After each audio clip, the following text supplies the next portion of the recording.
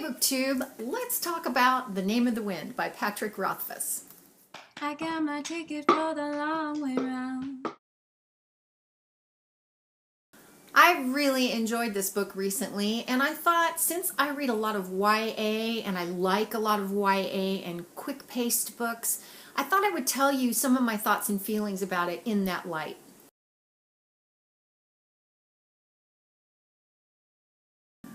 I'm not going to go into a synopsis, but I will leave the Goodreads synopsis in the box below. So check that out before you listen to my thoughts so that you have a better framework to put those in.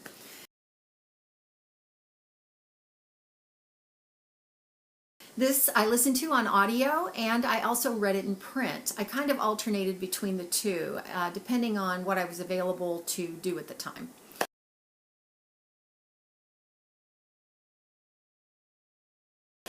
On audio, it's narrated by Nick Podell, and I would give the narration a solid 5 stars. Actually, even 5+ stars. And in this particular book, Nick Podell really brought these characters to life by giving them a lot of different accents. And that's really nice when you're listening, because if there are a lot of characters in the book, and there are a lot in this book, then you can distinguish between them and remember who they are easily. Wonderful narration. I highly recommend this book on audio. It's adult fantasy. Suffice it to say that it's about an innkeeper telling his story to a man who's writing it down. And the 3 main characters that we start with are the innkeeper, his student, and the chronicler. The bulk of the book is this innkeeper's story of his life from about the time that he is, I don't know, I want to say 6, 7, 8 years old, something like that, till he's about 16. The story is really very Inception-esque, if you will. It is a story within a story, and sometimes a story within the story within the story. And it's really, really a great story. He's a good storyteller. The story of the innkeeper's young life is interspersed with coming back to the inn and the happenings in the inn. This is a pre-industrial society, so there is some magic that happens, and it's more like science. It's something you study at school rather than actual, magic. I loved the character of this young boy trying to constantly problem solve and figure his way out of a mess or into something that he wanted to do. How was he going to do this? And how things fell into place or didn't fall into place.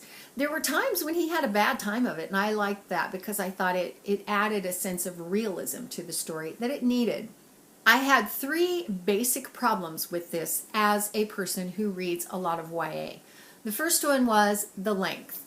This is a big book. This book has 662 pages. Now, if you read Harry Potter, that's probably nothing.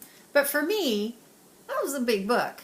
And it's not that I minded it being a big book, but there was so much that happened in it that I think it might have been better served to a YA reader to split it up maybe into 2 books.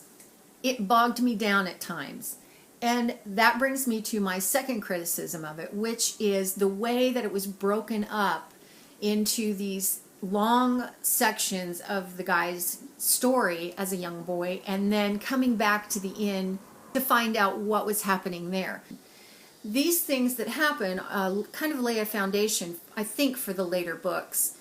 That's fine, but it broke up the story too much for me. During those periods, I kept thinking, let's get back to the story of the kid's life. Well, then what happened? Well, then what happened? I was far more interested in that than I was anything that was happening in the inn while he was telling the story.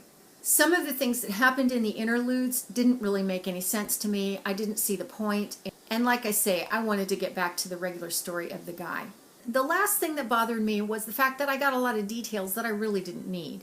There were times when he's telling the story, and in order to relate the facts of what happened, he's got to tell you another story about the thing he's talking about in his story.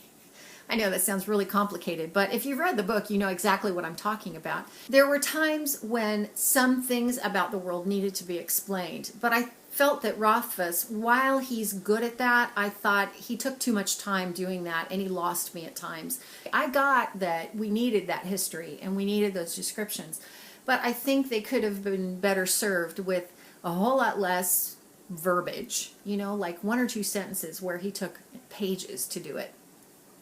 That said, Patrick Rothfuss is a very engaging author. I really enjoyed the story of this guy as a young boy. I thought it was fascinating. I loved the way he constantly, like I say, had to problem solve. And for that reason, I gave the book 4 stars, even with these criticisms. I will be continuing with the series, but I gotta say, it's a daunting thing to look at the next book and it being bigger than this one. It's a big time commitment for me in terms of it being on audio. And I think that's probably why I stick to YA. YA books are typically only 8, 9, maybe 10-hour books on audio. This was more like 19. And so that really colors my opinion as to whether or not I want to read a book like this. The genre being adult fantasy, that didn't bother me at all. It didn't end on so much of a cliffhanger that I'm dying to know what happens next. But I'm interested. And the fact that I want to read the next one at all, despite its size, I think that's saying a lot for this author. This wasn't so fascinating that I didn't want to put it down, but I did want to pick it back up again. And I think that's saying a lot. So those are my thoughts through the YA eyes. I'll see you next time. Thanks for watching. When I'm gone, you're gonna miss me when I'm gone. You're gonna miss me by my walk. You're gonna miss me by my talk. Oh, you're gonna miss me when I'm gone.